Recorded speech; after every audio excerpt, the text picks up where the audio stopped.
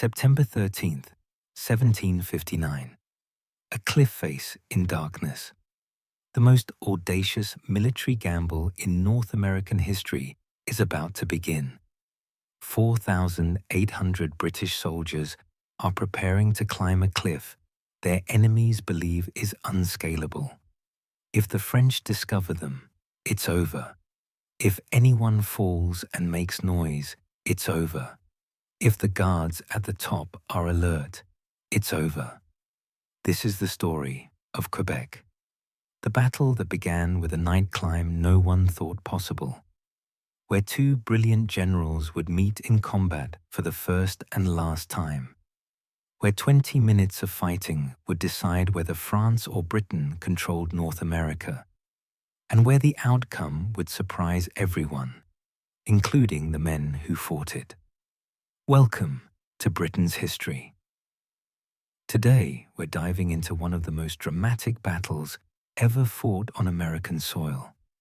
A fight so audacious that it seemed impossible, so quick that it was over before most people realized it had begun, and so decisive that it changed the map of North America forever. But before we get to that cliff, before we watch British soldiers climb in darkness and French soldiers die defending their capital, we need to understand how these armies ended up facing each other on the Plains of Abraham. Because without knowing the war that brought Britain and France to Quebec, you can't truly appreciate the impossible gamble that won Canada in a single morning. And if you're enjoying this deep dive into history, make sure you're subscribed.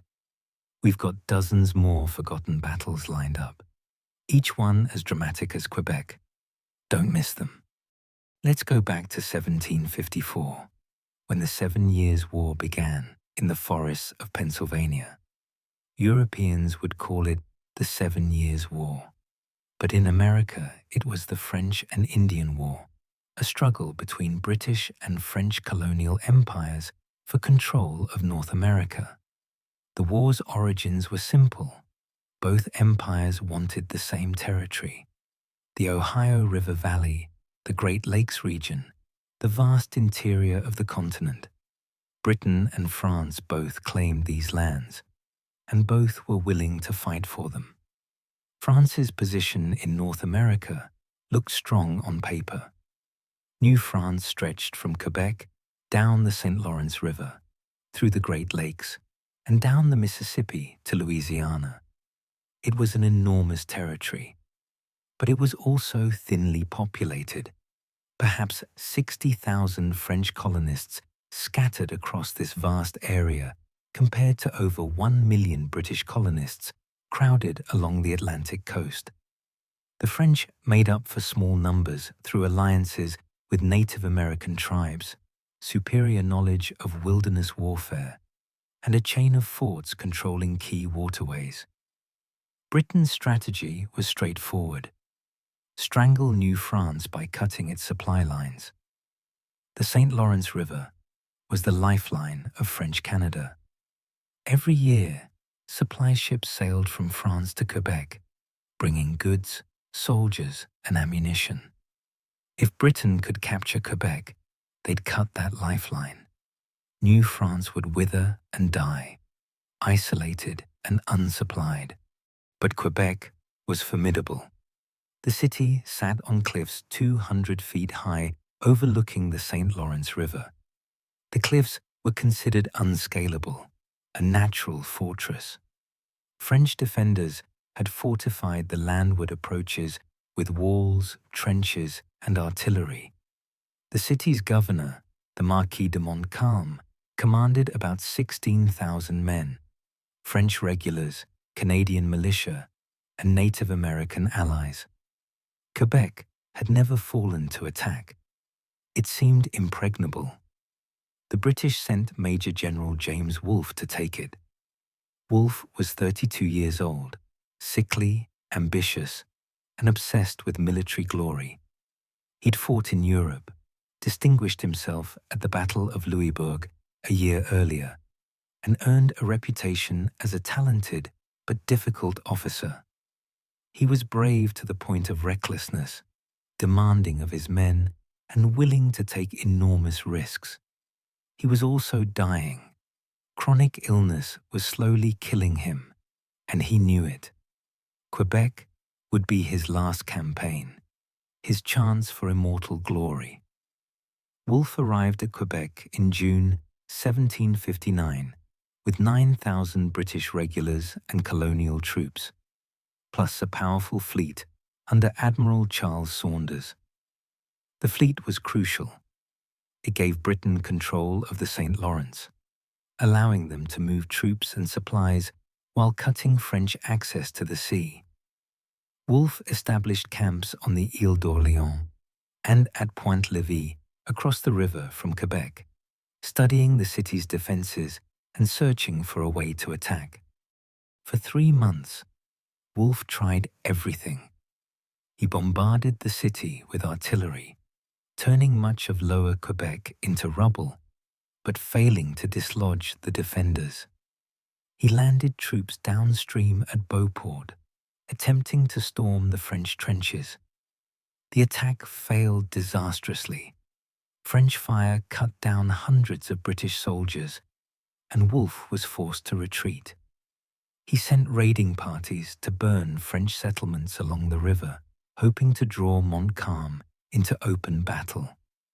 Montcalm refused to take the bait. Think about this for a moment. You're a British soldier camped outside Quebec in the summer of 1759. For 3 months, you've watched the city sitting on its cliff, unreachable. You've seen attacks fail. Men are dying from disease. Winter is coming, and when the river freezes, the fleet will have to leave. If you don't take Quebec soon, you'll have to retreat in humiliation. How desperate would you feel? How willing to try anything, no matter how insane? Drop your thoughts in the comments. By early September, Wolfe was running out of time and options. The St. Lawrence would freeze in 6 weeks, forcing the fleet to withdraw. Disease was killing his men. Dysentery and fever were reducing his effective strength daily. His subordinate officers thought he was incompetent and wrote letters home saying so. Wolfe himself was so ill he could barely stand. He needed a miracle, and he needed it immediately. Then someone, accounts differ on who, noticed a narrow path up the cliffs upstream from Quebec at a place called L'Anse au Foulon. The path was steep, barely more than a goat track, and supposedly guarded. But it existed. If troops could climb it at night, they'd emerge on the plains of Abraham, the plateau above Quebec. They'd bypass all the fortifications, all the trenches, and be on flat ground where British discipline could prevail in open battle. It was an insane plan. The cliffs were 175 feet high. The path was narrow and steep. French sentries guarded the top. One alert guard could ruin everything. Even if the climb succeeded, the troops would be exhausted, disorganized, and vulnerable if Montcalm attacked immediately. Every conventional military principle said it was suicide. Wolfe decided to do it anyway. On the night of September 12, 1759, he loaded 4,800 British soldiers into boats and began floating downstream past Quebec in darkness. The fleet's larger ships remained downstream to distract French attention. The boats carrying the assault force drifted silently with the current, oars muffled, soldiers ordered to absolute silence. At around 4 a.m. on September 13th, the boats reached L'Anse au Foulon. The first soldiers scrambled ashore and began climbing in darkness. The path was steeper than expected. Men hauled themselves up using tree roots and bushes, trying not to make noise, weapons slung across their backs. It was slow, exhausting, terrifying work. One loose rock, one broken branch, and French guards would be alerted. French sentries did challenge the climbers. A voice called down in French, demanding to know who was there. A British officer who spoke French, possibly Captain Simon Fraser or Captain Donald MacDonald, called back that they were French supply convoy, expected that night. The sentry, half asleep and convinced, let them pass. The climb continued. By dawn, 4,800 British soldiers stood on the plains of Abraham. They'd done the impossible, climbed the unscalable cliff and emerged behind Quebec's defences. They quickly formed into battle lines, 2 ranks deep, stretching about 3/4 of a mile. Light infantry protected the flanks. Artillery was hauled up the path with enormous effort. Wolfe had his men exactly where he wanted them, on flat, open ground where British infantry discipline would prevail. The Marquis de Montcalm woke that morning to impossible news. A British army was on the plains of Abraham. His first reaction was reportedly disbelief. The cliffs couldn't be climbed. It was impossible. But scouts confirmed it. 4,800 British soldiers in perfect formation, blocking the road to Montreal, threatening Quebec from the unfortified western side. Montcalm faced an agonizing decision. He could wait for reinforcements. Colonel de Bougainville had 2,000 troops upstream who could arrive within hours, and other forces were scattered around Quebec. With reinforcements, he'd outnumber the British and could attack from multiple directions. But waiting meant giving Wolfe time to fortify his position, dig in, bring up more troops and artillery. Montcalm decided to attack immediately with the forces at hand, about 4,500 French regulars and Canadian militia. Modern historians debate whether this was the right decision. Waiting for reinforcements seems prudent, but Montcalm had reasons for attacking. British troops were still climbing the cliff. Every hour gave Wolfe more strength. The British position wasn't yet fortified, and Montcalm's mixed force of regulars and militia might lose cohesion if forced to wait under artillery fire. He gambled on immediate attack. It would prove fatal. Around 10 a.m., the French army marched onto the plains of Abraham. They formed 3 columns: French regulars in white coats, Canadian militia in darker clothing, some Native American allies on the flanks. They advanced toward the British line, drums beating, colors flying. It should have been impressive. Instead, it was a recipe for disaster. The French advance was disorganized. The regulars maintained formation, but the militia, excellent wilderness fighters, but unused to European-style open battle, fired and reloaded as they advanced, breaking formation. The different units moved at different speeds. What should have been a coordinated assault became a ragged, uneven advance, and all the while they were walking toward 4,800 British soldiers who'd been trained to do one thing perfectly: stand still under fire and deliver devastating volleys. The British waited in absolute silence. Wolfe had ordered his men not to fire until the French were within 40 yards, point-blank range where musket volleys were most deadly. British discipline was legendary. These men had drilled endlessly in holding formation, loading and firing in unison, maintaining cool under pressure. They stood motionless as the French advanced, muskets loaded, fingers on triggers, waiting for the order. When the French reached about 60 yards, some British units couldn't wait any longer and fired.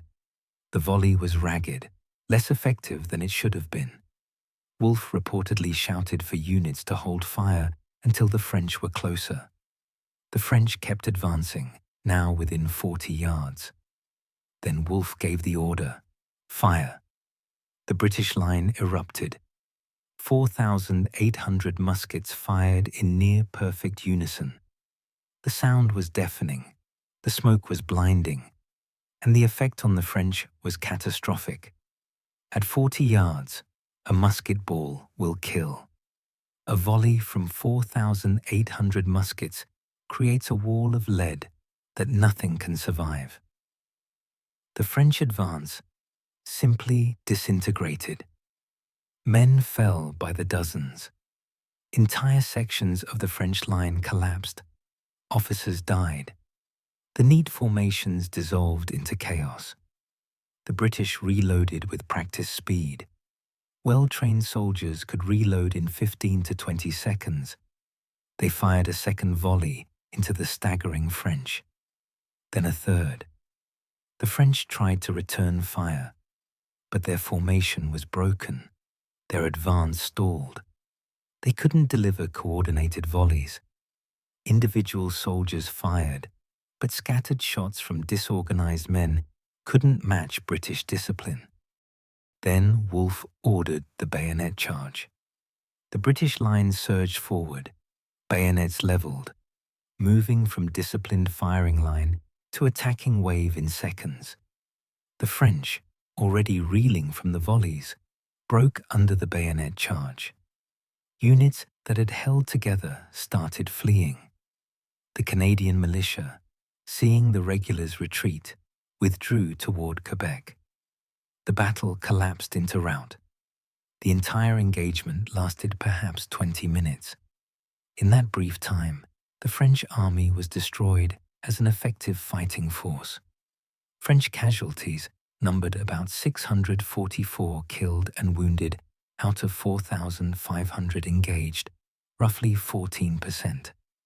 British casualties were slightly lighter, about 658 killed and wounded out of 4,800. The casualty numbers weren't catastrophic by 18th century standards. What mattered was that the French army broke and fled while the British held the field. But both commanders fell in the fighting. James Wolfe, leading from the front as always, was hit 3 times.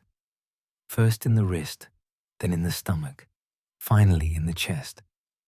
He died on the battlefield within minutes, reportedly asking if the French were running. When told yes, he said, "Now God be praised, I will die in peace," and expired. He was 32 years old, achieving in death the immortal glory he'd craved. The Marquis de Montcalm, also leading from the front, was struck by grape shot or musket balls.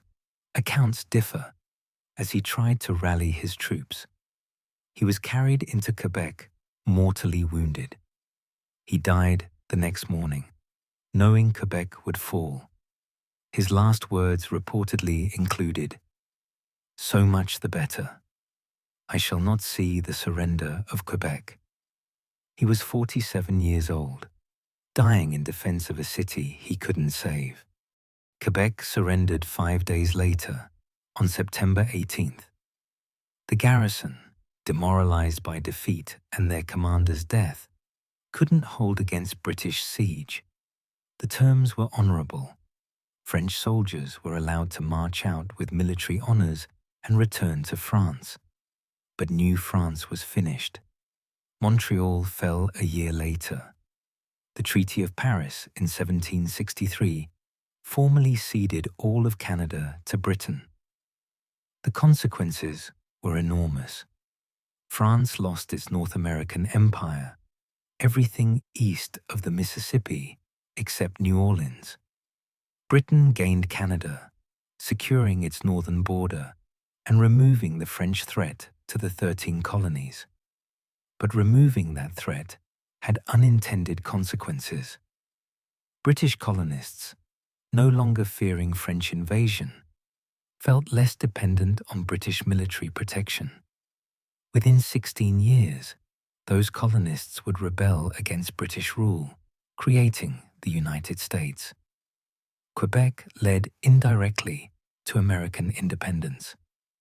For France, losing Quebec was a national humiliation. New France had been a source of pride, the dream of a French empire in America. That dream died on the plains of Abraham. French thinkers later argued that money spent on American colonies should have been spent in Europe, that overseas empire was a distraction, but the psychological blow was real. France had lost, and lost decisively. For Canada, Quebec marked the beginning of British rule, but also the preservation of French culture.